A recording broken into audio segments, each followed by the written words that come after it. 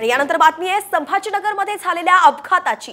10 वर्षांनंतर झालेल्या बाळाचं बारसं आटपून पुण्याला जाणाऱ्या कुटुंबाच्या कारला दारू पिऊन गाडी चालवणाऱ्या तरुणांच्या स्कॉर्पिओनं जोरदार धडक दिली आहे। या भीषण अपघातात आजी आईसह 1.5 महिन्याच्या चिमुकला आणि 7 वर्षाच्या चिमुकलीचा सुद्धा मृत्यू झाल्याची हृदय पिळवटून टाकणारी घटना घडली आहे। धक्कादायक म्हणजेच दारू पिऊन स्कॉर्पिओ चालवणारे 2 मुलं हे दुभाजकांना ओलांडून पलीकडे जाऊन कारला धडकले।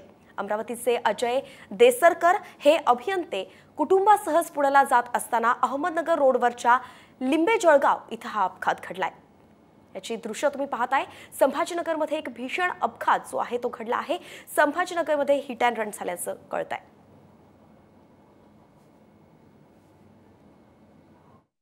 छत्रपती संभाजीनगर पुणे राष्ट्रीय महामार्गावर भीषण अपघात झाला। या अपघातात 4 जण ठार झालेत।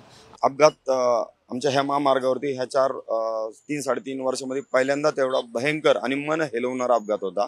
खरं तर जी स्कॉर्पिओ होती जी पुण्याकडनं संभाजीनगरकडे येत होती आणि ते सर्व लोक ड्रिंक केलेले होते, नशेत होते ते सर्व, आणि त्यांच्याकडनं त्या गाडीवरचा ताबा सुटला आणि ती गाडी पुण्यावरनं संभाजीनगरकडे येत असताना आपण पाठीमागं पाहू शकता की पाठीमागं खड्डा नाही, रस्ता एकदम गुळगुळीत आहे, तरी ही गाडी इकडच्या त्या साईडला गेली आणि त्यांचा अमुक नावाचं छोटासा तानेलं 4 महिन्याचं बाळ ते पण ह्या अपघातामध्ये दगावलं गेलेलं आहे। खरं तर ही खूप म्हणजे मन हिलवणारी गोष्ट आहे। ह्या स्कॉर्पिओ वाल्याकडनं त्याचं बेधुंद नशेमध्ये यांच्यावरच मस्ती आली आणि हे जबाबदार आता याला कोण? रस्ता तर क्लिअर आहे। पोलीस प्रशासनाला विनंती आहे किंवा आरटीओला विनंती आहे की आपण ड्रंक अँड ड्राईव्हच्या केसेस केल्याच पाहिजे। मोहम्मद इरफानचा माधव सावरगावी, साम टीव्ही, छत्रपती संभाजीनगर।